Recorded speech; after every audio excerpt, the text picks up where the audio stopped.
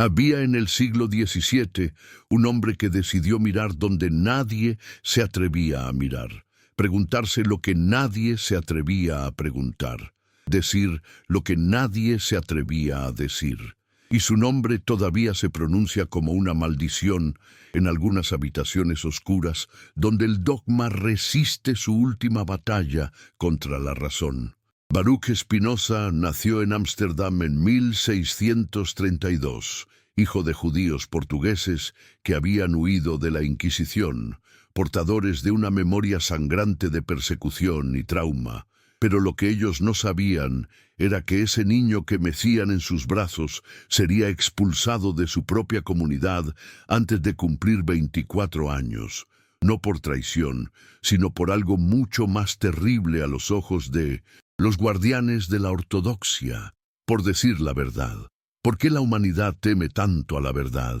¿Qué es esa fuerza oscura que hace que los hombres prefieran la cómoda mentira a la luminosa pero aterradora realidad? ¿No será acaso que la superstición es más reconfortante que el conocimiento, porque nos permite dormir sin la pesadilla de nuestra propia responsabilidad? Spinoza fue excomulgado con un jerem, la maldición más severa que la comunidad judía podía pronunciar, un anatema tan brutal que prohibía a cualquier judío hablarle, ayudarle, leerle, estar bajo el mismo techo que él o acercarse a menos de 4 codos de distancia.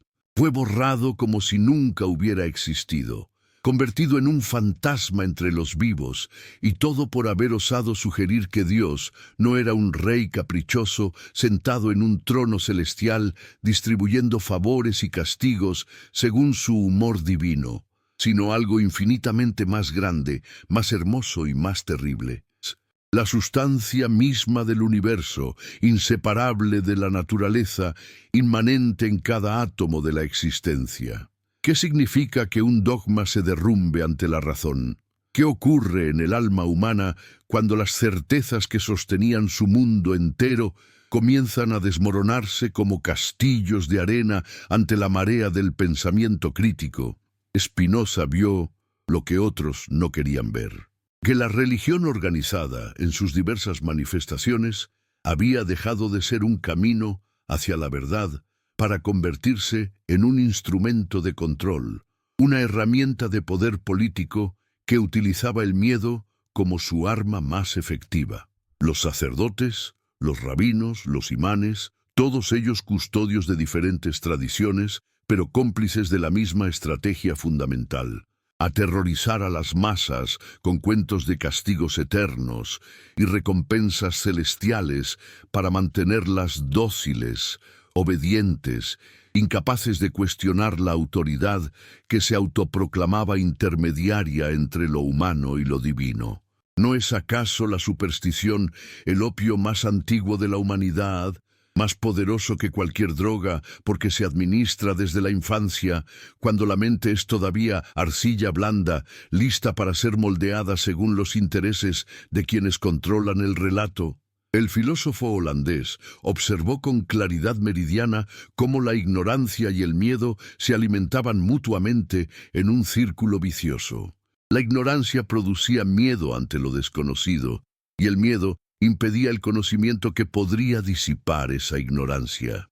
Los pueblos sumidos en la superstición eran pueblos esclavizados, no por cadenas de hierro, sino por cadenas invisibles tejidas con los hilos de la credulidad y el terror. En Ámsterdam, esa ciudad de canales y comercio que se jactaba de ser más tolerante que otras metrópolis europeas, Spinoza encontró algo profundamente irónico. Incluso aquellos que habían huido de la persecución religiosa perpetuaban los mismos mecanismos de opresión intelectual cuando se trataba de proteger sus propias doctrinas. La comunidad judía que había escapado de las hogueras de la Inquisición católica no dudó en pronunciar su propia sentencia de muerte social contra uno de sus hijos más brillantes cuando éste se atrevió a examinar críticamente las Escrituras, cuando osó sugerir que los textos sagrados eran productos humanos, históricos, falibles, escritos por hombres con agendas políticas y limitaciones culturales. de su tiempo.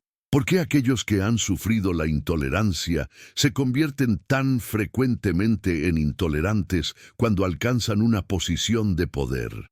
¿No será que el problema no es tanto una religión particular, sino la estructura misma del pensamiento dogmático? Ese veneno mental que convierte las ideas en ídolos intocables y a los disidentes en enemigos mortales. Spinoza comprendió que la superstición no era simplemente un error intelectual, sino una patología social, una enfermedad colectiva que podía infectar cualquier ideología religiosa o secular que se negara a someterse al escrutinio de la razón.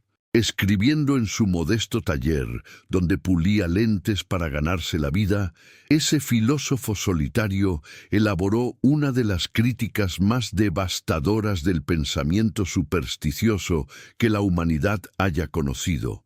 Y lo hizo no con el lenguaje inflamado del panfletista, sino con la precisión geométrica del matemático, demostrando proposición tras proposición, cómo la superstición deforma la percepción humana de la realidad.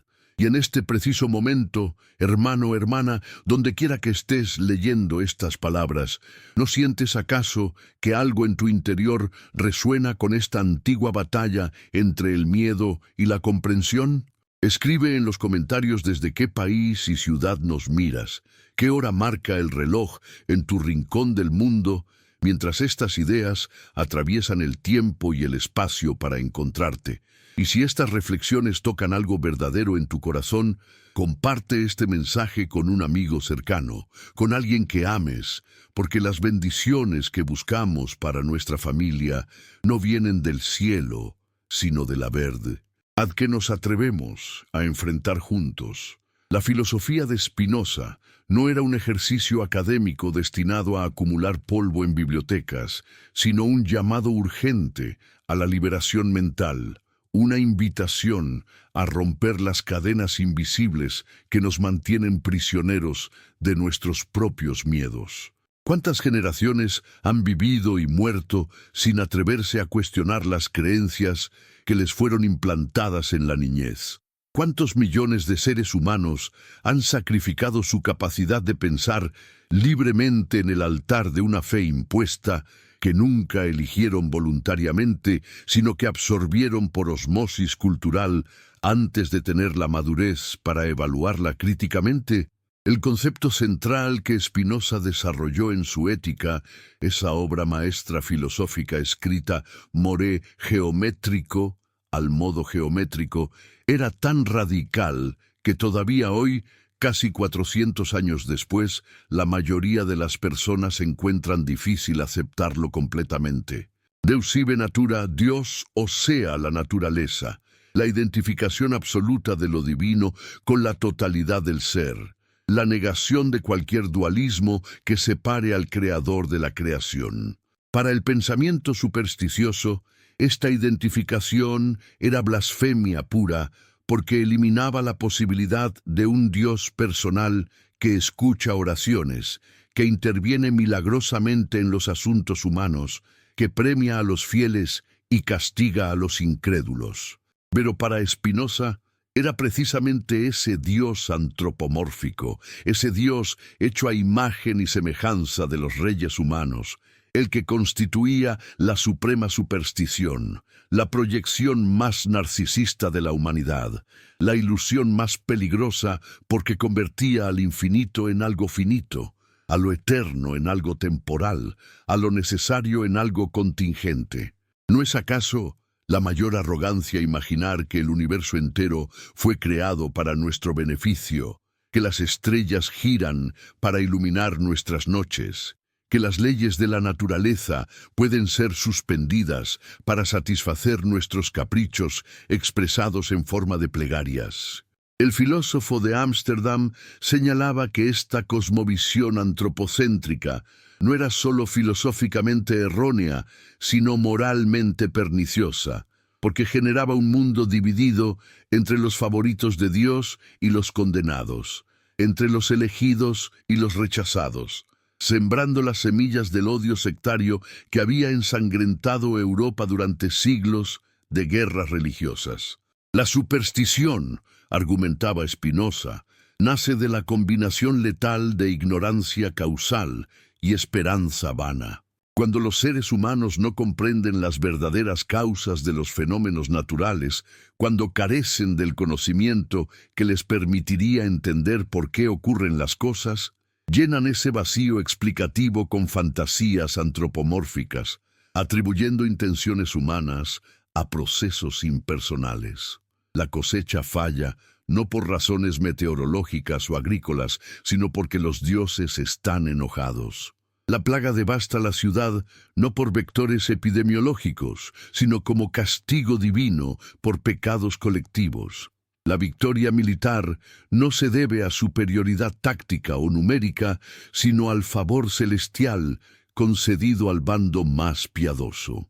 ¿No seguimos viendo exactamente el mismo patrón de pensamiento supersticioso en nuestra época supuestamente ilustrada, cuando desastres naturales son interpretados como juicios divinos, cuando políticos invocan la bendición de Dios para sus guerras, cuando millones atribuyen su buena fortuna a la intervención sobrenatural en lugar de a factores causales analizables? La esperanza, ese sentimiento que los ingenuos celebran como virtud, se convierte en el mejor aliado de la superstición, porque nos hace desear tanto que exista un poder superior benévolo velando por nosotros, que suprimimos nuestro pensamiento crítico para aferrarnos a esa reconfortante ilusión. Y el miedo, hermano gemelo de la esperanza, nos paraliza ante la posibilidad de que estemos solos en un universo indiferente, que no haya ningún Padre Celestial protegiéndonos, que seamos responsables de crear nuestro propio significado en una existencia que no viene con propósito preestablecido. Spinoza observó que las religiones organizadas explotaban sistemáticamente esta vulnerabilidad psicológica humana. En lugar de educar a las personas para que comprendieran las causas naturales de los eventos y desarrollaran su poder racional para navegar la realidad, las instituciones religiosas cultivaban deliberadamente la ignorancia porque una población ignorante y atemorizada era más fácil de controlar. Los sacerdotes se presentaban como intérpretes autorizados de la voluntad divina, como mediadores indispensables entre la humanidad pecadora y la deidad ofendida, y su poder social dependía enteramente de mantener a las masas en ese estado de dependencia infantil. ¿Por qué la Iglesia teme más a las dudas que a las herejías? Porque la herejía, al menos, permanece dentro del marco de la fe, sustituyendo un conjunto de dogmas por otro, mientras que la duda genuina cuestiona el marco mismo, amenaza la estructura completa del edificio ideológico. Un hereje puede ser quemado y sus cenizas dispersadas, pero las dudas, una vez sembradas, son como semillas que encuentran tierra fértil en cualquier mente que conserve algo de su capacidad natural para el pensamiento independiente. Por eso los guardianes de la ortodoxia, de cualquier ortodoxia, reaccionan con violencia desproporcionada ante quienes cuestionan los fundamentos. No están defendiendo la verdad, sino protegiendo su monopolio sobre la definición de qué cuenta como verdad. El tratado teológico-político que Spinoza publicó anónimamente en 1670 fue un ataque frontal contra esta maquinaria de manipulación religiosa. Con una erudición bíblica que hacía imposible descartarlo como mero ignorante de las Escrituras, el filósofo diseccionaba los textos sagrados, mostrando sus contradicciones internas, sus interpolaciones históricas, sus préstamos de mitologías vecinas, su función política como herramientas de cohesión tribal. No escribía con odio hacia la religión, sino con compasión hacia las multitudes engañadas y con indignación hacia los engañadores que se beneficiaban de ese engaño. ¿Qué clase de amor divino requeriría que la humanidad permaneciera en la ignorancia para ser salvada? ¿Qué tipo de Dios castigaría el uso de la razón, esa facultad que supuestamente Él mismo implantó en la mente humana? Estas preguntas retóricas atravesaban las páginas de su tratado como cuchillos afilados, cortando las justificaciones teológicas de la superstición. Spinoza argumentaba que la verdadera religión, si es que tal cosa existía, no podía consistir en ceremonias vacías, en recitación mecánica de fórmulas ininteligibles, en obediencia ciega a mandatos arbitrarios, sino en el amor intelectual hacia la realidad tal como es, en la comprensión de las leyes necesarias que gobiernan la existencia, en la práctica de la justicia y la caridad que emergen naturalmente de ese entendimiento. Pero el poder no suelta voluntariamente su presa. El libro fue inmediatamente prohibido, condenado desde púlpitos católicos y protestantes por igual, denunciado como la obra más peligrosa jamás escrita, capaz de socavar los cimientos mismos de la civilización cristiana. Y no tenían razón los censores en su pánico, porque si las masas realmente internalizaran el mensaje de Spinoza, si realmente comprendieran que no necesitan intermediarios para relacionarse con lo divino, que la naturaleza misma es sagrada, sin necesidad de templos ni sacerdotes, que la moralidad puede basarse en la razón y no en el miedo al castigo sobrenatural, entonces todo el edificio del poder eclesiástico se derrumbaría como un castillo o de naipes. La superstición era el pegamento invisible que mantenía unido el orden social jerárquico, donde unos pocos gobernaban las conciencias de los muchos.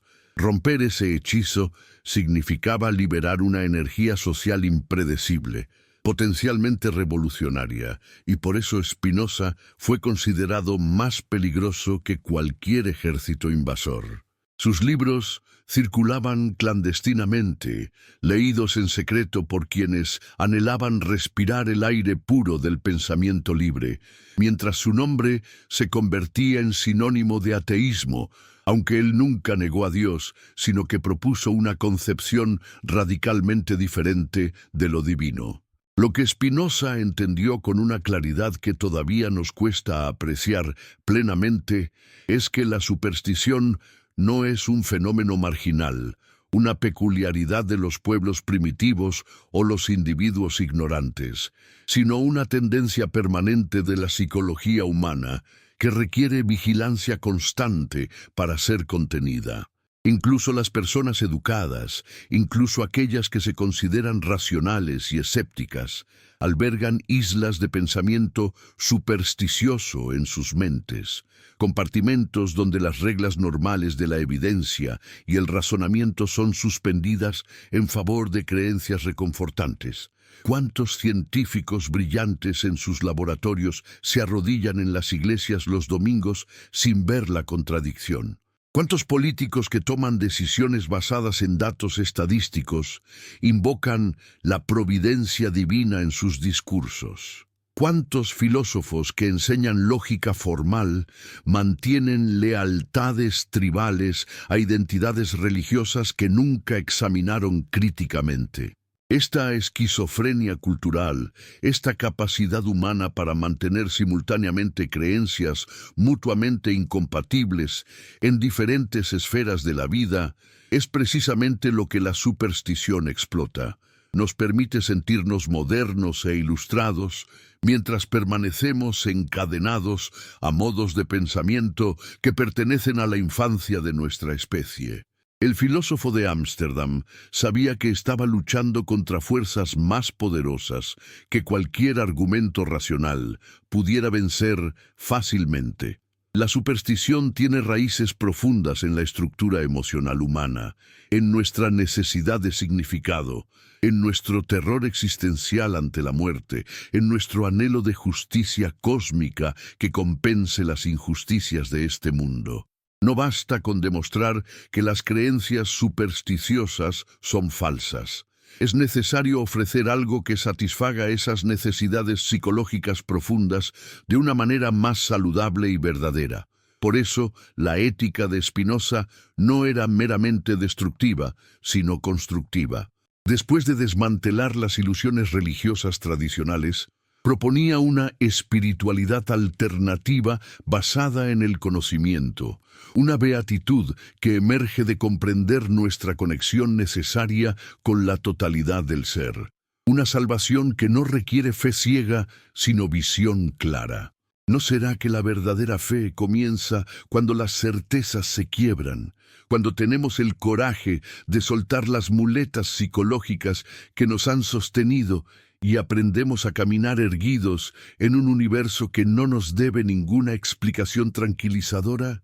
Esa fe madura, ese amor fati que Nietzsche celebraría siglos después, ya estaba presente en el sistema espinosista. La aceptación alegre de la necesidad, el reconocimiento de que todo lo que existe es exactamente como debe ser, según las leyes eternas de la naturaleza, y que nuestra tarea no es lamentarnos por no vivir en un mundo diferente, sino comprender y amar este mundo tal como es. Pero comprender requiere esfuerzo, y el esfuerzo intelectual es algo que la mayoría de los seres humanos evita cuando se les ofrece la alternativa cómoda de la creencia sin examen. Spinoza no tenía ilusiones sobre la receptividad de las masas a su mensaje filosófico. Escribía para los pocos, para aquellos espíritus libres, capaces de soportar la soledad que viene con el pensamiento independiente, para quienes prefieren la verdad dura a la mentira suave. Sabía que sería odiado, que su nombre sería maldecido, que su obra sería incomprendida durante generaciones. Y sin embargo escribió, porque la verdad tiene su propio imperativo categórico. Debe ser dicha, cuesten las consecuencias personales que cuesten. ¿No es ese el verdadero heroísmo intelectual? Sacrificar la comodidad social, la seguridad económica, incluso la vida misma si fuera necesario, por el derecho a pensar libremente y expresar esos pensamientos. La historia recuerda a los conquistadores y los reyes, pero olvida que los verdaderos arquitectos del progreso humano son los pensadores que se atrevieron a desafiar la superstición dominante de su época, frecuentemente pagando un precio terrible por su audacia. Galileo forzado a retractarse, Bruno quemado vivo, Spinoza excomulgado y anatematizado. El martirologio del pensamiento libre es largo y sangriento, testimonio de cuánto miedo le tiene el poder establecido a las ideas que no puede controlar. Segunda parte. La Europa del siglo XVII era un continente desgarrado por guerras religiosas que habían dejado millones de muertos y una devastación material y espiritual sin precedentes desde la caída de Roma. La Guerra de los 30 años había terminado apenas 4 años antes del nacimiento de Spinoza, dejando regiones enteras de Alemania despobladas, con ciudades convertidas en ruinas humeantes, donde los supervivientes practicaban canibalismo para no morir de hambre. Y todo ese horror, toda esa orgía de violencia y sufrimiento había sido perpetrada en nombre del Dios de amor, con católicos y protestantes masacrándose mutuamente con la certeza absoluta de que estaban haciendo la voluntad divina al exterminar a los herejes del bando contrario. ¿Puede haber testimonio más elocuente del poder destructivo de la superstición que estos ríos de sangre derramados por disputas teológicas sobre la naturaleza de la Eucaristía o la justificación por la fe? ¿Qué clase de locura colectiva permite que seres humanos racionales torturen y maten a otros seres humanos por sostener interpretaciones ligeramente diferentes de textos antiguos? Spinoza creció en la sombra larga de estas atrocidades, rodeado de refugiados que portaban las cicatrices físicas y psicológicas de la intolerancia religiosa. Su propia familia había escapado de Portugal, donde la Inquisición quemaba judíos conversos sospechosos de practicar su antigua fe en secreto, donde el olor a carne humana carbonizada flotaba regularmente sobre las plazas públicas como recordatorio de lo que les esperaba a quienes se desviaran del catolicismo ortodoxo. En este contexto histórico, la crítica de Spinoza a la superstición no era un ejercicio académico abstracto, sino una cuestión de vida o muerte civilizacional. Si la humanidad no podía liberarse de las garras del pensamiento supersticioso que convertía diferencias doctrinales menores en justificaciones para genocidio, entonces Europa estaba condenada a ciclos interminables de violencia sectaria.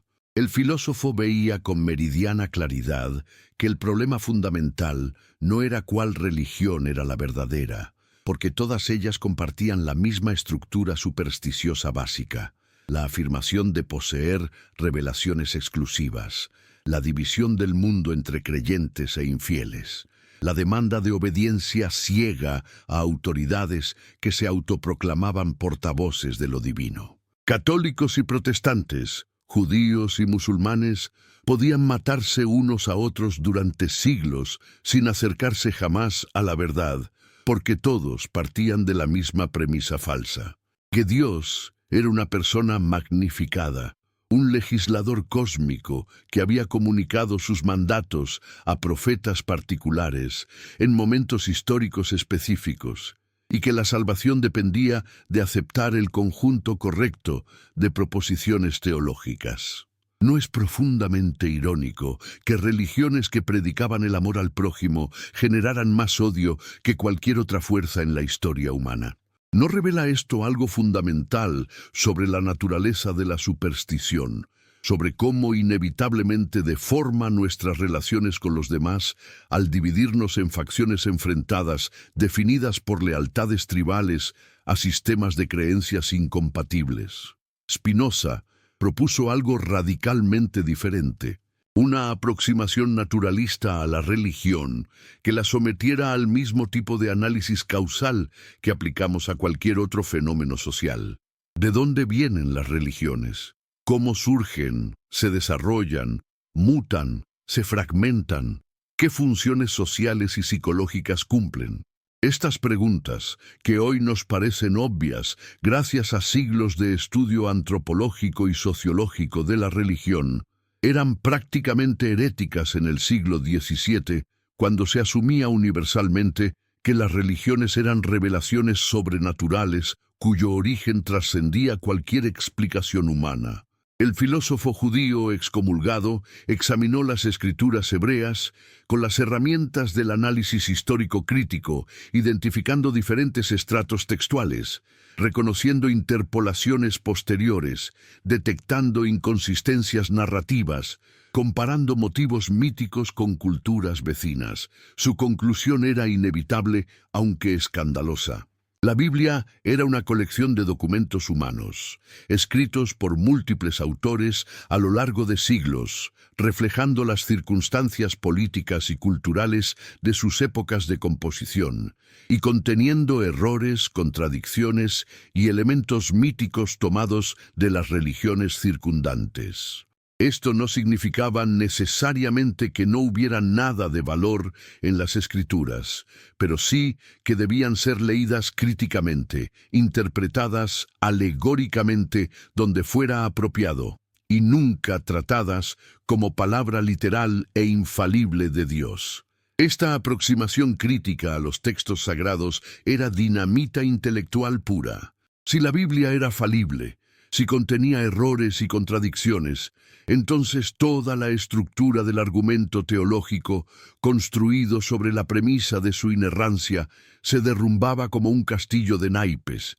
¿Cómo podían los clérigos afirmar autoridad divina para sus doctrinas si los textos en los que basaban esas doctrinas eran reconocidamente problemáticos? ¿Con qué derecho exigían obediencia absoluta si sus fundamentos textuales eran tan cuestionables? Spinoza no estaba atacando a Dios, sino a quienes se habían apropiado de Dios para sus propios fines políticos, convirtiéndolo en un instrumento de dominación. El verdadero ateo, sugería provocativamente, no era quien negaba la existencia de Dios, sino quien afirmaba conocer con certeza los pensamientos y deseos de Dios, atribuyéndole las mismas pasiones mezquinas y vengativas que caracterizan a los tiranos humanos. ¿No es la suprema blasfemia reducir lo infinito a lo finito, proyectar nuestras limitaciones psicológicas sobre el absoluto, imaginar que el creador del universo comparte nuestros prejuicios tribales y nuestros resentimientos? El Dios antropomórfico de la teología popular era para Spinoza un ídolo más peligroso que las estatuas de madera que los profetas hebreos habían denunciado, porque este ídolo mental era invisible y por lo tanto más difícil de reconocer y rechazar. La alternativa que Spinoza ofrecía era una espiritualidad sin superstición, una religiosidad racional que no requería sacrificar el intelecto en el altar de la fe. Deus sive natura. Dios no como persona, sino como sustancia. No como voluntad arbitraria, sino como necesidad lógica. No como legislador externo, sino como principio inmanente. Este Dios espinosista no escucha oraciones, porque no tiene oídos metafóricos ni voluntad que pueda ser persuadida. No realiza milagros porque actúa siempre y únicamente según su propia naturaleza necesaria, que es idéntica a las leyes de la naturaleza. No premia ni castiga, porque está más allá del bien y del mal, tal como los humanos los entienden, siendo la fuente ontológica de todo valor, pero no sujeto él mismo a juicios morales. ¿Qué significa entonces religión en este marco radicalmente reimaginado? Significa comprensión, amor intelectual hacia la totalidad del ser, aceptación alegre de la necesidad, esfuerzo por conocer las causas y no contentarse con la ignorancia. Significa reconocer que estamos conectados con todo lo que existe a través de la única sustancia que constituye la realidad, que nuestro ser individual es una modificación finita de esa sustancia infinita, una ola en el océano del ser que surge y se disuelve, pero nunca está separada del océano mismo.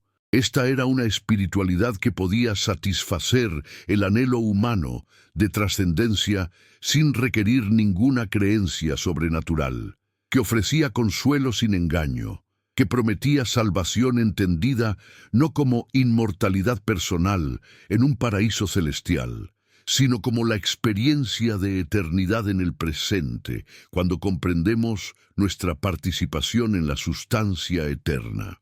Pero la mente humana está tan habituada al pensamiento supersticioso que incluso lectores simpáticos de Spinoza frecuentemente malinterpretan su mensaje, tratando de reconciliarlo con formas de religiosidad que él había explícitamente rechazado.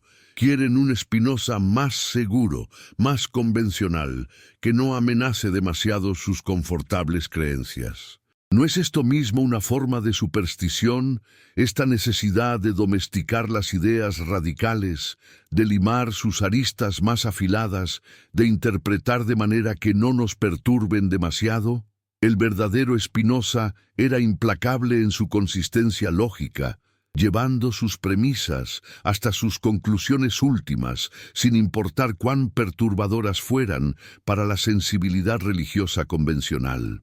No había providencia especial cuidando de la humanidad, no había propósito teleológico inscrito en el cosmos, no había juicio final esperando al final de los tiempos, no había inmortalidad personal del alma individual. Había solo la necesidad infinita de la sustancia divina desplegándose según sus propias leyes eternas, produciendo infinitos modos finitos que surgían y perecían en un proceso sin fin y sin finalidad externa a sí mismo. Los seres humanos no eran el centro del universo ni el objetivo de la creación. Eran partes infinitesimales de un todo que los trascendía incomparablemente. Y su significado no venía de ninguna fuente externa, sino de lo que ellos mismos creaban a través de su comprensión y sus acciones. Esta visión requería un coraje intelectual y emocional que pocos poseen. Es mucho más fácil, mucho más reconfortante, creer que hay un Padre Celestial vigilándonos, que nuestras vidas tienen un significado cósmico predeterminado, que la justicia eventualmente prevalecerá, aunque no en este mundo entonces en el próximo, que volveremos a encontrarnos con nuestros seres queridos en un más allá feliz. Renunciar a estas consolaciones requiere una madurez psicológica que la mayoría nunca alcanza, una capacidad de soportar la angustia existencial sin buscar refugio en fantasías reconfortantes. Spinoza no prometía que el camino de la razón fuera fácil, solo que era verdadero, y para quienes podían recorrerlo ofrecía una recompensa más valiosa que cualquier paraíso imaginario. La libertad interior que viene de comprender, la beatitud que emerge del conocimiento, la paz mental que resulta de aceptar la necesidad en lugar de rebelarse inútilmente contra ella. ¿No será que la verdadera salvación no es escapar de este mundo, sino reconciliarse completamente con él, verlo sub specie a eternitatis, desde la perspectiva de la eternidad, donde todo lo que parece terrible y absurdo desde el punto de vista temporal finito se revela como necesario y perfecto en el gran esquema de la totalidad? Esta reconciliación con la realidad no era resignación pasiva, sino aceptación activa. Spinoza distinguía cuidadosamente entre libertad entendida como libre albedrío, que él consideraba una ilusión supersticiosa nacida de la ignorancia de las causas que determinan nuestras acciones, y libertad entendida como autodeterminación, que emerge cuando actuamos según nuestra propia naturaleza racional, en lugar de ser pasivamente arrastrados por pasiones que no comprendemos. Una persona libre, en sentido espinosista, era alguien que comprendía las causas que operaban sobre ella y dentro de ella, y que por lo tanto podía organizarlas racionalmente en lugar de ser su víctima inconsciente. No elegimos nuestros deseos más de lo que elegimos nuestra altura o el color de nuestros ojos. Pero podemos entender esos deseos, ver de dónde vienen, reconocer cuáles conducen a nuestro florecimiento y cuáles a nuestra destrucción, y cultivar deliberadamente los primeros, mientras debilitamos los segundos. Esta era una libertad más real y alcanzable que el mítico libre albedrío libertario, que imagina decisiones surgiendo de la nada, sin causas previas, flotando libre de la cadena causal que conecta todo con todo. La superstición prosperaba precisamente porque ofrecía la ilusión de control sobre lo incontrolable. Si puedes influenciar a Dios con oraciones, si puedes alterar tu destino con rituales, si puedes negociar con lo divino, ofreciendo sacrificios a cambio de favores, entonces no estás completamente impotente ante las vicisitudes de la existencia. Pero este control es puramente imaginario, y Spinoza argumentaba que mantener esta ilusión tiene un costo psicológico altísimo. Mantiene a las personas en un estado perpetuo de ansiedad, esperando señales divinas, interpretando coincidencias como mensajes, sintiendo culpa cuando las cosas van mal porque deben haber ofendido a la deidad, viviendo en terror constante de castigos sobrenaturales. ¿No sería más saludable aceptar honestamente nuestra limitada esfera de control, reconocer que hay vastas áreas de la realidad que escapan a nuestra influencia y concentrar nuestras energías en lo que sí podemos cambiar, nuestra comprensión, nuestras actitudes, nuestras relaciones con los demás? La serenidad que Spinoza prometía no venía de tener poder sobre los eventos externos, sino de liberarse de la necesidad de ese poder, de encontrar la beatitud en la comprensión misma, independientemente de si esa comprensión nos permite manipular el mundo según nuestros deseos. Esta era una forma de estoicismo radicalizado, llevado hasta sus últimas consecuencias lógicas y despojado de cualquier residuo teológico. Y ahora, en este momento de reflexión profunda, quisiera invitarte nuevamente a que compartas en los comentarios desde qué rincón del mundo nos acompañas en esta jornada filosófica, porque la verdad que Spinoza buscaba no conoce fronteras geográficas ni temporales, y resuena en cualquier corazón humano dispuesto a escuchar más allá del ruido de la superstición. Si estas palabras han tocado algo en tu interior, si han despertado preguntas que dormían, si han encendido aunque sea una pequeña llama de duda frente a las certezas heredadas, entonces comparte este mensaje con alguien que ames, porque el mayor regalo que podemos ofrecer a nuestros seres queridos no son bendiciones imaginarias, sino la invitación a pensar libremente. La filosofía espinosista era profundamente ética, aunque rechazara los fundamentos tradicionales de la moralidad. Si no hay un Dios personal que ordena y prohíbe, si no hay recompensas celestiales ni castigos infernales, ¿por qué deberíamos comportarnos moralmente? La respuesta de Spinoza era elegante en su simplicidad. Porque la virtud es su propia recompensa. Porque actuar según la razón conduce naturalmente al florecimiento humano, porque el conocimiento genera amor, y el amor genera comportamiento cooperativo que beneficia a todos. La ética espinosista se basaba en una psicología naturalista que explicaba las emociones humanas como modificaciones de nuestro impulso básico de perseverar en nuestro ser, lo que él llamaba conatus. Cada cosa, consciente o inconscientemente, se esfuerza por continuar existiendo y aumentar su poder de actuar. Las emociones son las fluctuaciones que experimentamos en ese poder. Alegría cuando aumenta, tristeza cuando disminuye, con toda la gama de afectos complejos emergiendo de estas variaciones básicas en interacción con objetos externos que imaginamos como causas de esos cambios.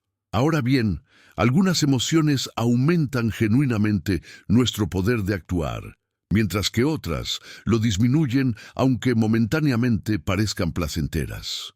La venganza puede sentirse satisfactoria, pero nos ata psicológicamente a nuestro enemigo y consume energías que podrían dirigirse a fines constructivos. El odio sectario puede proporcionar identidad grupal, pero inevitablemente conduce a conflictos destructivos. La superstición puede ofrecer consuelo, pero mantiene la mente en cadenas de ignorancia. Por contraste, la comprensión racional siempre aumenta nuestro poder porque nos permite actuar con mayor efectividad. El amor basado en el conocimiento de las cualidades reales del objeto amado es más estable y satisfactorio que la pasión ciega. La solidaridad que emerge de reconocer nuestro interés compartido en una sociedad cooperativa es más confiable que la obediencia forzada por el miedo. Esta no era una moralidad de mandatos divinos arbitrarios, sino una ética naturalista derivada de la comprensión de la naturaleza humana. ¿Por qué no matar? No porque Dios lo prohíba, sino porque vivir en una sociedad donde todos pueden matar reduce drásticamente el poder de cada individuo de perseverar en su ser. ¿Por qué ayudar a otros? No para acumular méritos celestiales, sino porque los seres humanos son inherentemente interdependientes, y nuestra capacidad de florecer está íntimamente ligada al florecimiento de aquellos con quienes compartimos comunidad. ¿Por qué buscar el conocimiento? No para complacer a una deidad curiosa, sino porque el conocimiento mismo es la forma más alta de alegría, la máxima expresión de nuestro poder activo, la actividad que nos hace más plenamente humanos. Spinoza no necesitaba amenazas de castigo eterno ni promesas de recompensas paradisíacas para fundamentar la ética. Simplemente mostraba cómo la virtud fluye naturalmente de la comprensión correcta de nuestra situación existencial. Este era un mensaje profundamente subversivo para una época que asumía que sin el terror del infierno, la humanidad se desintegraría en caos moral. Sugería que quizás era el propio miedo inculcado por la religión supersticiosa lo que mantenía a las personas en un estado de inmadurez moral, incapaces de desarrollar virtud genuina porque toda su bondad era meramente instrumental, calculada para evitar castigo o ganar recompensa. Tercera parte. Imaginemos por un momento que Spinoza hubiera prevalecido, que sus ideas hubieran sido abrazadas por la Europa del siglo XVII en lugar de ser condenadas y suprimidas. ¿Cómo sería un mundo donde la superstición hubiera sido reemplazada por comprensión racional, donde las instituciones religiosas hubieran evolucionado hacia comunidades de aprendizaje filosófico en lugar de permanecer como bastiones del dogma, donde la educación se enfocara en desarrollar el pensamiento crítico en lugar de inculcar obediencia a autoridades tradicionales? Probablemente habríamos evitado siglos de conflictos religiosos innecesarios. Habríamos avanzado científicamente a un ritmo mucho más rápido sin la interferencia de autoridades eclesiásticas temerosas de que la investigación empírica contradijera las escrituras. Habríamos desarrollado sistemas políticos más racionales y justos sin la legitimación divina de monarquías absolutas. Pero la historia tomó un camino diferente. Las ideas de Spinoza fueron rechazadas, su nombre maldecido durante generaciones, sus libros prohibidos y quemados. La Ilustración que emergería en el siglo XVIII tomaría prestados muchos de sus insights, pero frecuentemente sin reconocer la deuda, porque citar a Spinoza seguía siendo peligroso incluso para pensadores radicales que compartían sus conclusiones. Voltaire, que tanto le debía al filósofo judío excomulgado, lo atacaba públicamente para distanciarse de la acusación de spinozismo, que en esa época era casi sinónimo de ateísmo. ¿Por qué las ideas verdaderas tardan tanto en ser aceptadas, mientras las falsedades consoladoras circulan sin resistencia? Spinoza había diagnosticado este problema con precisión. Las masas humanas son guiadas más por las emociones que por la razón, y las emociones más poderosas son el miedo y la esperanza que la superstición cultiva tan efectivamente. La verdad es frecuentemente incómoda.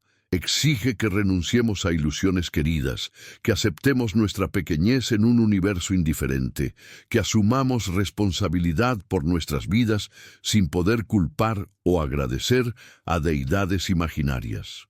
Es más fácil, mucho más fácil, aferrarse a las explicaciones simplistas que nos fueron enseñadas en la infancia, que encajan convenientemente con nuestros deseos de que el universo tenga sentido y propósito centrado en la humanidad. Y quienes se benefician del status quo, quienes derivan poder y privilegio de mantener a las masas en la ignorancia, tienen todos los incentivos para suprimir voces como la de Spinoza, que amenazan con iluminar demasiado, con revelar que el emperador no lleva ropa, que detrás de la pompa y ceremonia de las instituciones religiosas no hay ninguna conexión especial con lo divino, sino solo seres humanos falibles, jugando a ser intermediarios entre el cielo y la tierra. La advertencia de Spinoza que la humanidad ignoró era clara. La superstición no es una peculiaridad inofensiva, sino una amenaza existencial a la civilización. Mientras los pueblos permanezcan encadenados por el miedo supersticioso, serán manipulables por demagogos que invoquen la religión para justificar todo tipo de atrocidades. Mientras las mentes humanas estén cerradas al pensamiento crítico por la armadura de creencias incuestionables, el progreso moral e intelectual será agonizantemente lento. Mientras imaginemos que poseemos revelaciones exclusivas que nos hacen superiores a otros grupos humanos, los conflictos sectarios continuarán envenenando las relaciones sociales. Spinoza ofrecía una salida. Reconocer nuestra ignorancia fundamental, aceptar que no tenemos acceso privilegiado a verdades absolutas, comprometernos con la investigación racional como el único método confiable para aproximarnos a la comprensión de la realidad, cultivar la tolerancia hacia quienes sostienen visiones diferentes, porque nadie puede reclamar certeza absoluta. Pero esta salida requería humildad intelectual, y la humildad es precisamente lo que la superstición no puede tolerar porque se basa en afirmaciones arrogantes de conocimiento certero de lo incognoscible. 4 siglos después de la muerte de Spinoza, hemos progresado significativamente en nuestra lucha contra la superstición. En algunos aspectos sí. Pocas personas en sociedades desarrolladas creen literalmente que los truenos son la voz airada de Zeus o que las enfermedades son causadas por espíritus malignos. La ciencia ha expandido enormemente nuestro conocimiento de las causas naturales de los fenómenos, reduciendo el espacio donde la superstición puede operar. Pero en aspectos fundamentales, sorprendentemente poco ha cambiado. Millones todavía creen que el universo de 13.800 millones de años de edad fue creado específicamente para ellos, que un ser cósmico omnipotente se preocupa por sus preferencias sexuales y dietéticas, que después de la muerte irán a lugares de recompensa o castigo eterno basados en si aceptaron el conjunto correcto de proposiciones teológicas. ¿No es profundamente deprimente que con todo nuestro conocimiento científico, con toda nuestra sofisticación tecnológica, tantos permanezcan atrapados en modos de pensamiento que no han evolucionado fundamentalmente desde la Edad de Bronce? Los nombres de los dioses han cambiado, las doctrinas específicas varían, pero la estructura subyacente del pensamiento supersticioso permanece intacta. La preferencia por creencias reconfortantes sobre verdades incómodas, la sumisión a autoridades tradicionales en lugar de ejercer el juicio independiente, la hostilidad hacia quienes cuestionan el dogma establecido. Y en algunos aspectos podría argumentarse que la situación es peor ahora que en tiempos de Spinoza. Al menos en el siglo XVII, la gente no tenía acceso a la educación científica y a las herramientas de pensamiento crítico que hoy están ampliamente disponibles. Su superstición era parcialmente excusable por ignorancia genuina. Pero en el siglo XXI, cuando cualquier persona con un teléfono inteligente puede acceder instantáneamente a la suma del conocimiento humano, cuando las evidencias contra narrativas religiosas literalistas son abrumadoras y fácilmente verificables, la persistencia de la superstición es menos perdonable. Revela no tanto ignorancia involuntaria, sino rechazo deliberado del conocimiento, una especie de analfabetismo funcional, elegido donde las personas activamente evitan información que podría perturbar sus creencias preexistentes. Las redes sociales han creado burbujas epistémicas donde los creyentes de cualquier sistema supersticioso pueden encontrar comunidades que refuerzan sus convicciones y filtrar cualquier voz disidente. El resultado es una polarización creciente, donde diferentes grupos habitan realidades incompatibles, cada uno convencido de poseer la verdad y viendo a los demás como engañados o maliciosos. Spinoza predijo exactamente este problema. Sabía que la superstición, una vez establecida en una mente, es extraordinariamente resistente a la refutación porque no se basa en evidencias racionales que puedan ser cuestionadas con argumentos contrarios. Se basa en emociones profundas, en necesidades psicológicas, en identidades sociales, en lealtades tribales, todo lo cual está protegido por mecanismos de defensa cognitiva que rechazan automáticamente cualquier información amenazante. Por eso es tan crucial, argumentaba, interceptar la superstición en su origen, educando a los niños para que piensen críticamente desde edad temprana, antes de que las creencias supersticiosas se solidifiquen en certezas emocionales inmunes a la razón. Pero las instituciones religiosas saben esto también. Por eso insisten tanto en capturar las mentes jóvenes, en adoctrinar a los niños antes de que desarrollen las capacidades cognitivas para evaluar críticamente lo que se les enseña. ¿No es profundamente revelador que las religiones siempre enfaticen la importancia de la fe, de la infancia, que glorifiquen la creencia ingenua e incuestionadora como especialmente pura y valiosa? Porque saben que los adultos que llegan al estudio de la religión con sus facultades críticas intactas raramente se convierten en creyentes devotos. La batalla entre razón y superstición que Spinoza luchó en el siglo XVII continúa hoy, y el resultado está lejos de ser seguro. Hay fuerzas poderosas en ambos lados.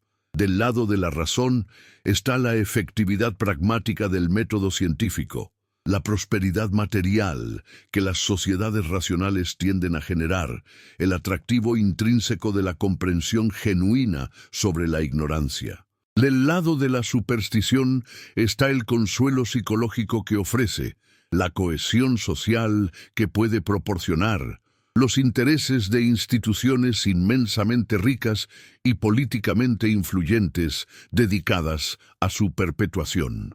El resultado de esta batalla determinará no solo cuestiones intelectuales abstractas, sino el futuro práctico de la civilización humana.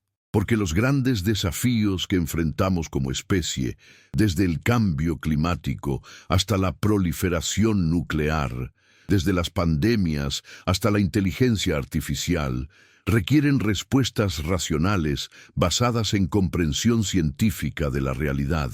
No podemos permitirnos el lujo de tomar decisiones sobre estos temas existenciales, basándonos en textos antiguos escritos por personas que no sabían nada sobre termodinámica o biología molecular o teoría de juegos. Necesitamos desesperadamente la claridad mental que Spinoza defendía, la capacidad de ver la realidad tal como es, en lugar de cómo nos gustaría que fuera, el coraje de actuar basándonos en evidencias en lugar de deseos piadosos. ¿Qué habría dicho Spinoza sobre nuestro momento histórico actual? Probablemente habría sentido una mezcla de satisfacción y decepción. Satisfacción al ver que muchas de sus ideas eventualmente entraron en la corriente principal del pensamiento ilustrado, que conceptos que él desarrolló como la crítica bíblica, el naturalismo filosófico, la ética secular, se convirtieron en componentes estándar del pensamiento moderno, aunque frecuentemente sin atribuirle el crédito. Decepción al ver cuánto todavía permanece sin cambiar, cuántas personas siguen encadenadas por supersticiones que él había expuesto tan claramente como falsas hace 400 años. Habría reconocido las nuevas formas que la superstición ha adoptado, no solo religiosa, sino también política, económica, pseudocientífica, siempre ese mismo impulso de refugiarse en explicaciones simplistas que nos hagan sentir importantes y seguros, en lugar de enfrentar honestamente nuestra condición real. Habría señalado que la superstición conspiracionista que prolifera en Internet comparte la misma estructura psicológica que la superstición religiosa. La preferencia por narrativas que confirman nuestros prejuicios sobre evidencias que los contradicen, la hostilidad hacia expertos y autoridades epistémicas legítimas, la certeza arrogante a pesar de la ignorancia manifiesta. Pero Spinoza nunca fue pesimista a pesar de todo el rechazo que experimentó. Creía en el poder a largo plazo de la verdad, en la capacidad eventual de la razón para prevalecer sobre la superstición si se le daba suficiente tiempo y oportunidad. Escribió: Pero Spinoza nunca fue pesimista a pesar de todo el rechazo que experimentó. Creía en el poder a largo plazo de la verdad, en la capacidad eventual de la razón para prevalecer sobre la superstición si se le daba suficiente tiempo y oportunidad. Escribió para la eternidad, no para su propia época, sabiendo que las semillas que plantaba podrían tardar siglos en germinar, pero que eventualmente darían fruto. Y tenía razón en esa apuesta, porque sus ideas sobrevivieron a todos los intentos de suprimirlas, circulando clandestinamente, influenciando pensadores que nunca admitieron públicamente esa influencia. filtrándose gradualmente en el pensamiento europeo, hasta convertirse en componentes fundamentales de la modernidad ilustrada. La batalla que él luchó no terminó con su muerte solitaria en La Haya en 1677, apenas 44 años después de haber nacido, sus pulmones destruidos por el polvo de vidrio que había inhalado durante años puliendo lentes. Esa batalla continúa en cada mente que elige pensar en lugar de creer, en cada persona que se atreve a cuestionar la autoridad tradicional, en cada sociedad que avanza, aunque sea un paso hacia la tolerancia y la libertad de conciencia. La dimensión política de la filosofía de Spinoza era tan radical como su metafísica y su ética, aunque frecuentemente es menos conocida. En el Tratado Teológico Político que publicó anónimamente en 1670, el filósofo holandés no solo diseccionaba las escrituras, sino que construía una teoría del Estado que anticipaba muchos principios del liberalismo moderno. ¿Qué legitima el poder político? ¿Por qué deberían los individuos libres someterse a la autoridad de un gobierno? Estas preguntas que obsesionaban a los pensadores del siglo XVII encontraban en Spinoza respuestas que escandalizaban tanto a monárquicos absolutistas como a teócratas de todas las denominaciones.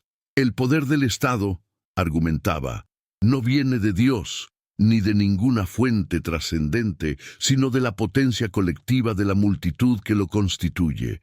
Un gobierno solo tiene tanto derecho como tenga poder efectivo, y ese poder deriva enteramente de la cooperación de los gobernados. Cuando un régimen pierde el apoyo de su pueblo, pierde simultáneamente su legitimidad, porque poder y derecho son conceptos coextensivos en la filosofía espinosista. No hay derecho sin poder para ejercerlo. Esta ecuación entre poder y derecho escandalizaba a quienes creían en derechos naturales abstractos que existirían independientemente de cualquier capacidad de implementarlos. Pero Spinoza era implacablemente realista en su análisis político. De nada sirve proclamar que tienes derecho a algo si careces completamente del poder para hacerlo efectivo. En el estado de naturaleza, antes de la formación de sociedades civiles, cada individuo tiene exactamente tanto derecho como poder. Puede hacer todo lo que su fuerza le permita hacer, y nadie puede reclamar que eso viola sus derechos, porque no existen derechos en sentido normativo fuera del contexto social. Esto suena brutalmente amoral. Y de hecho Spinoza rechazaba explícitamente la moralización del estado de naturaleza que encontraba en otros teóricos contractualistas. No hay bondad ni maldad natural. Estos conceptos solo emergen con la sociedad civil que establece leyes definiendo qué conductas serán permitidas y cuáles prohibidas.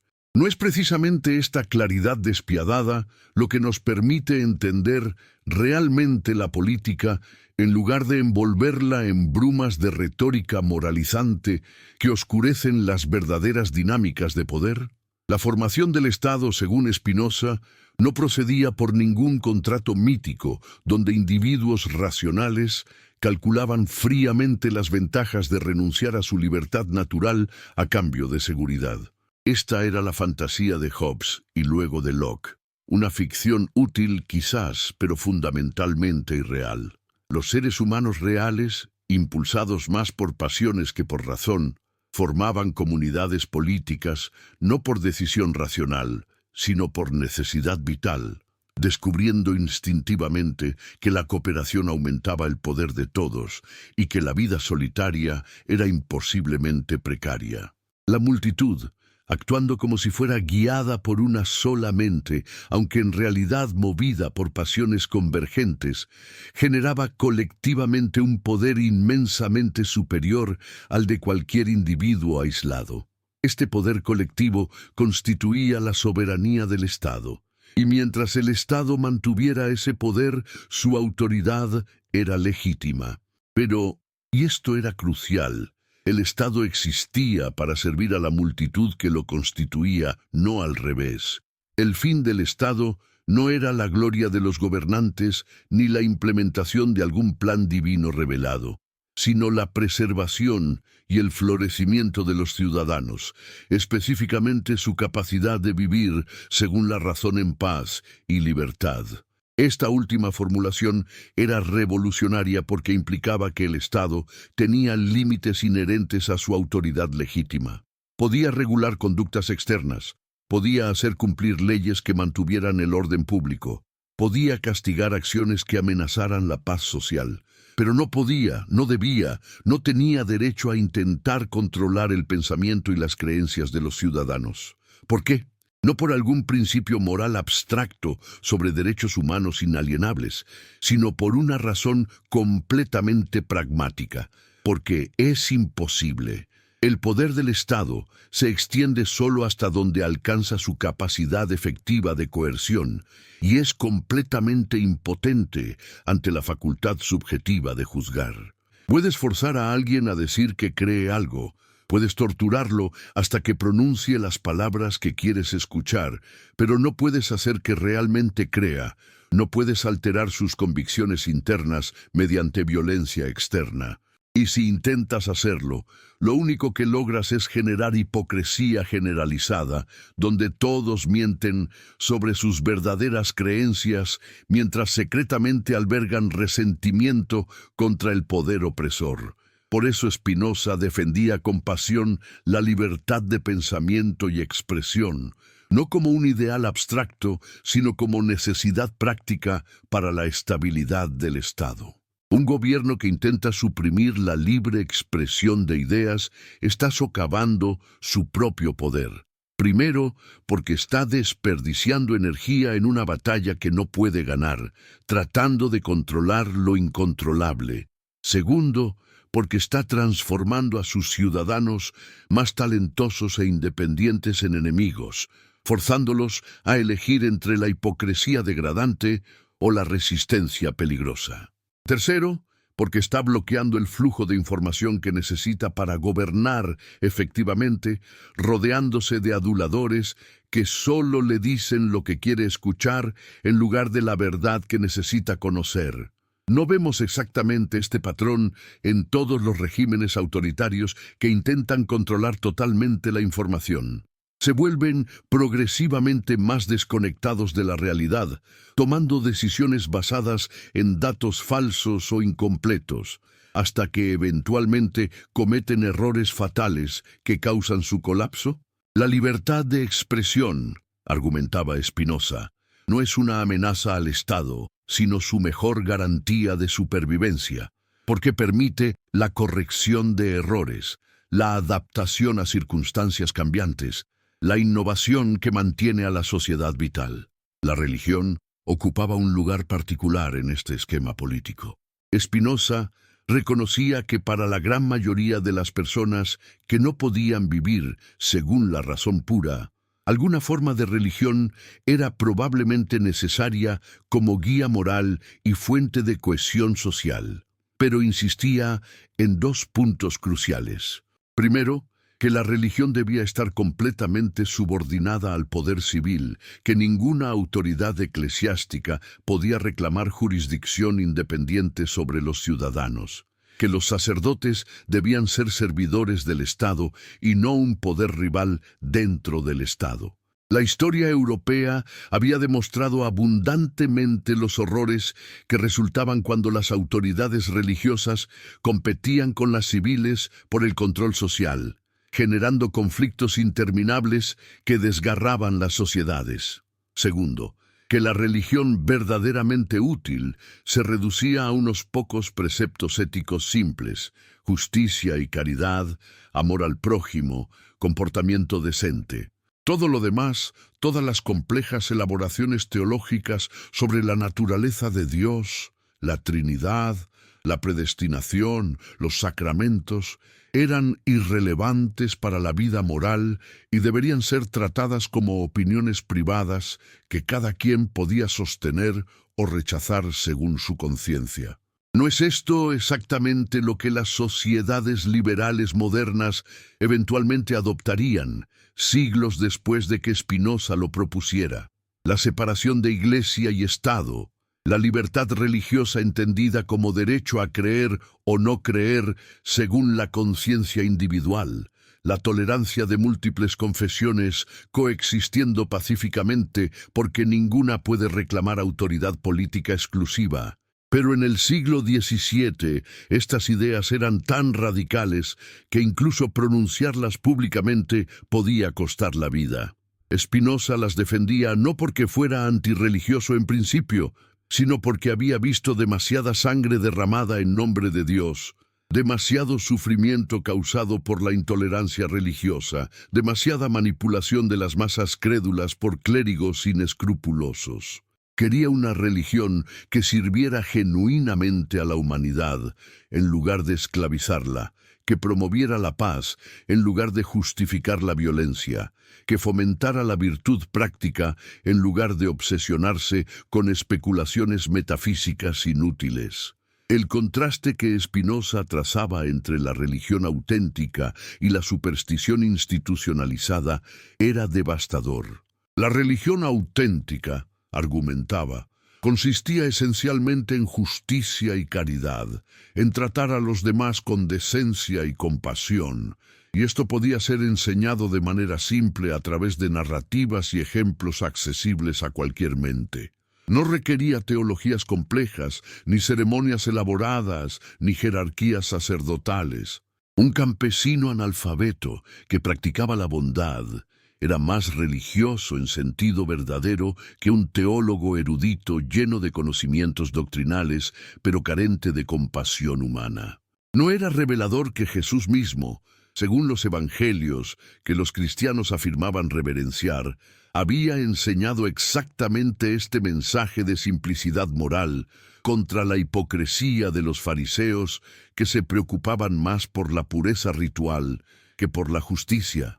Pero las iglesias cristianas habían traicionado completamente este legado, convirtiéndose en réplicas exactas de los fariseos que Jesús había denunciado, obsesionadas con ortodoxia doctrinal y ceremonias vacías mientras ignoraban las necesidades reales de los pobres y marginados. La superstición institucionalizada, por contraste, se caracterizaba por su complejidad innecesaria, sus demandas imposibles, su énfasis en la obediencia ciega sobre la comprensión racional. Creaba todo un aparato de mediación entre lo humano y lo divino, afirmando que la salvación requería la intervención de sacerdotes autorizados que administraran sacramentos mágicos, que interpretaran textos sagrados de maneras que los laicos no podían comprender sin guía clerical, que intercedieran ante Dios en nombre de los fieles. ¿Y qué función cumplía todo este aparato excepto generar poder y riqueza para la clase sacerdotal? Los templos magníficos, las vestimentas elaboradas, los rituales misteriosos, todo diseñado para impresionar e intimidar a las masas ignorantes, para crear una atmósfera de sobrecogimiento que inhibiera el pensamiento crítico. Spinoza veía a través de esta pantalla de humo con claridad meridiana. La complejidad teológica no servía para acercar a las personas a Dios, sino para mantenerlas dependientes de expertos autoproclamados que controlaban el acceso a la salvación. Era un esquema de protección racket espiritual. Primero te convencen de que estás en peligro terrible de condenación eterna. Luego te venden el único remedio que supuestamente puede salvarte, y casualmente ellos controlan el suministro de ese remedio. Las consecuencias psicológicas de este sistema eran devastadoras para los creyentes sinceros. Vivían en ansiedad constante sobre su estado espiritual, nunca seguros de si habían creído suficientemente, obedecido completamente, confesado adecuadamente. La religión supersticiosa convertía la vida en una prueba angustiante, donde un solo error podía resultar en tormento eterno. donde la misericordia divina era proclamada retóricamente, pero en la práctica condicionada a requisitos tan estrictos que pocos podían cumplirlos consistentemente. ¿Qué clase de Dios sería tan cruel como para crear seres humanos inherentemente falibles y luego castigarlos eternamente por fallar? ¿No revela esto que el Dios de la teología popular es una proyección de los peores aspectos de la psicología humana, un tirano magnificado que comparte todas nuestras pasiones destructivas, pero ninguna de nuestra compasión limitada? Spinoza rechazaba completamente esta caricatura de lo divino. Su Dios, la sustancia infinita idéntica a la naturaleza, no podía ser ofendido porque no tenía emociones, no castigaba porque no tenía voluntad arbitraria, no exigía adoración porque no tenía vanidad. Simplemente era, eternamente y necesariamente, la realidad misma en su totalidad. Esta concepción despojaba a la religión de todo su aparato de culpa y miedo. No había pecado original manchando a la humanidad desde el nacimiento, no había deuda cósmica que pagar, no había ira divina que aplacar mediante sacrificios. Había solo ignorancia y conocimiento, pasiones que disminuyen nuestro poder y comprensión que lo aumenta, comportamientos que promueven la cooperación social y comportamientos que la destruyen. El mal no era una fuerza metafísica, sino simplemente la ausencia de bien, como la oscuridad es ausencia de luz, y el bien mismo era definible naturalistamente, aquello que aumenta nuestro poder de actuar, que promueve nuestro florecimiento, que permite a más personas vivir vidas más plenas y satisfactorias. No necesitamos revelación sobrenatural para saber que el asesinato es malo. La razón natural es suficiente para reconocer que una sociedad donde todos pueden matar es inhabitable. No necesitamos mandamientos divinos para valorar la honestidad. La experiencia práctica demuestra que la cooperación social requiere confianza y la confianza requiere veracidad. La moralidad tiene fundamentos completamente naturales en las necesidades y capacidades de la naturaleza humana, y pretender que requiere origen sobrenatural es innecesario e incluso contraproducente, porque ata la ética a sistemas de creencias que no todos comparten. Pero aquí tocamos el nervio más sensible de la crítica espinosista a la superstición, la cuestión de la autoridad moral.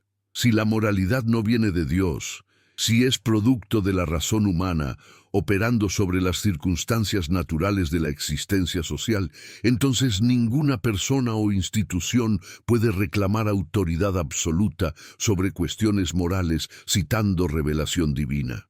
Cada individuo tiene la capacidad y la responsabilidad de razonar moralmente, de evaluar qué acciones promueven el florecimiento humano y cuáles lo obstaculizan.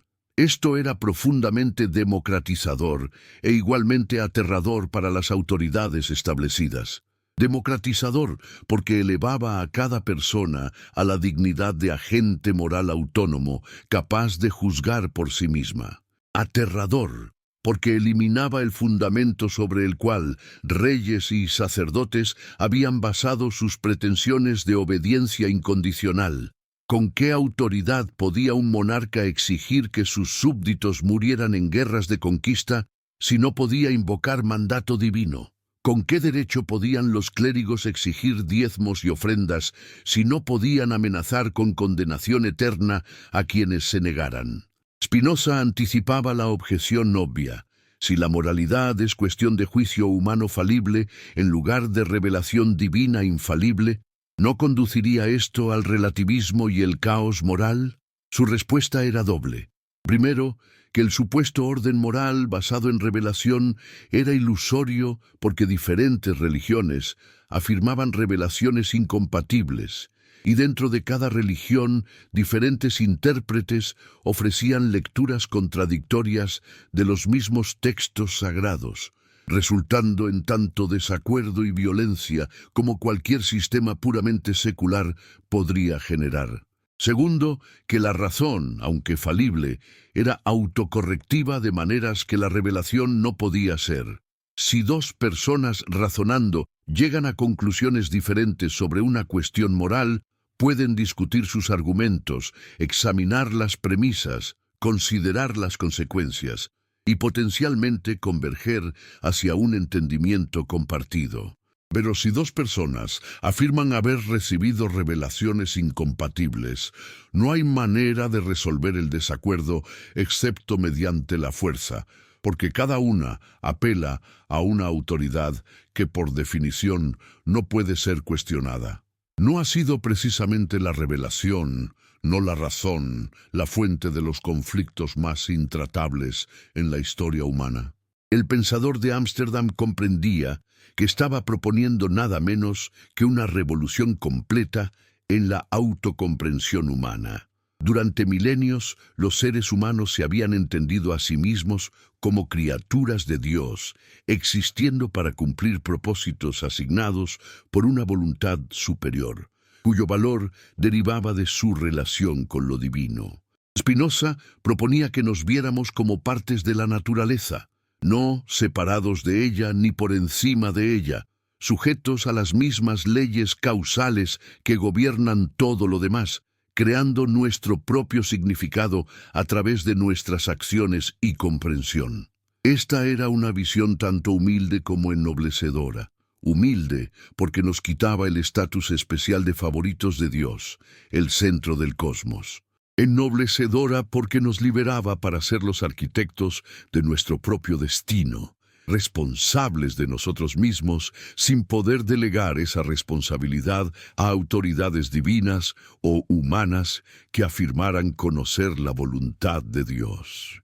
Y en este momento, hermano, hermana, donde sea que te encuentres, reflexionando sobre estas ideas que han atravesado siglos para alcanzarte, te invito nuevamente a compartir en los comentarios desde qué país, desde qué ciudad nos acompañas en este viaje intelectual.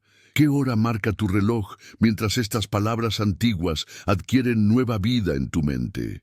Si estas reflexiones resuenan contigo, si despiertan algo dormido en tu interior, comparte este mensaje con alguien que valores, alguien a quien amas lo suficiente como para ofrecerle el regalo más precioso, la invitación a pensar libremente. Porque las verdaderas bendiciones que podemos dar a nuestras familias no vienen de ningún cielo imaginario, sino del coraje de buscar la verdad juntos. La herencia de Spinoza es paradójica. Fue uno de los pensadores más influyentes de la modernidad, pero esa influencia fue mayormente subterránea durante siglos. Nadie quería admitir públicamente ser spinocista, porque el término era sinónimo de ateo y materialista, acusaciones que podían destruir carreras y libertades. Pero secretamente, en conversaciones privadas, en notas marginales de manuscritos, en argumentos reformulados para disfrazar su origen, las ideas espinocistas circulaban entre los intelectuales europeos. La Ilustración francesa debe más a Spinoza de lo que sus protagonistas admitieron jamás. El idealismo alemán, especialmente en Hegel, absorbió la sustancia spinocista, aunque transformándola. El materialismo del siglo XIX, el naturalismo del XX, el monismo contemporáneo en filosofía de la mente, todos tienen raíces que pueden trazarse hasta ese judío excomulgado puliendo lentes en su modesto taller mientras revolucionaba el pensamiento occidental. ¿Por qué entonces Spinoza no es tan famoso como Descartes o Kant? ¿Por qué sus ideas no son enseñadas en todas las escuelas? ¿Por qué su nombre no es celebrado universalmente como el de otros grandes filósofos? Precisamente porque su mensaje era demasiado radical, demasiado subversivo de las estructuras de poder que todavía dominan gran parte del mundo. Un Descartes que prueba la existencia de Dios y la inmortalidad del alma es seguro, puede ser domesticado, enseñado sin amenazar fundamentalmente el orden establecido. Un Spinoza que identifica a Dios con la naturaleza que niega la providencia y el juicio final, que somete las escrituras a crítica racional, que defiende la libertad absoluta de pensamiento, ese Spinoza sigue siendo peligroso. Sigue siendo el hereje contra el cual las ortodoxias de todo tipo necesitan advertir, porque si demasiadas personas realmente internalizaran su mensaje, las estructuras de autoridad tradicional se disolverían como sal en agua. Pero la verdad, como el agua misma, es paciente. Filtra a través de las grietas, encuentra caminos alrededor de los obstáculos, eventualmente desgasta incluso las rocas más duras. Las ideas de Spinoza han sobrevivido 3 siglos y medio de censura y condena, y en ese proceso han transformado gradualmente el pensamiento occidental de maneras que sus enemigos no pudieron impedir. Vivimos en un mundo más espinosista de lo que la mayoría reconoce. La separación de Iglesia y Estado, la libertad religiosa, la tolerancia del pluralismo, el método científico aplicado a todos los fenómenos incluidos los religiosos y sociales, la ética secular, todos estos pilares de la modernidad deben algo a aquel hereje solitario que tuvo el coraje de pensar hasta sus últimas consecuencias. La batalla continúa porque la superstición no ha sido vencida.